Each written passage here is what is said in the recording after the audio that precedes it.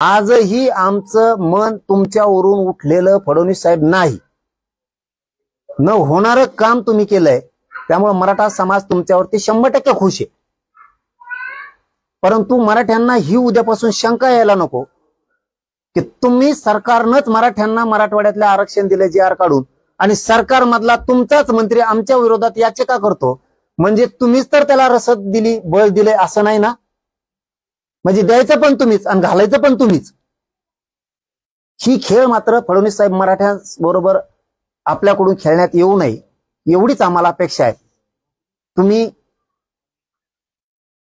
आणि गृह मंत्रालयानं महाराष्ट्राच्या त्याची जामीन रद्द करावी. जामीनवर तो बाहेर आहे, इथं जातीय भेद तयार करतोय, जाती जाती तो दंगली घडविल. मंत्रिमंडळात जाती जाती तेढ निर्माण करून दंगली घडवणारा माणूस मंत्रिमंडळात नसायला पाहिजे.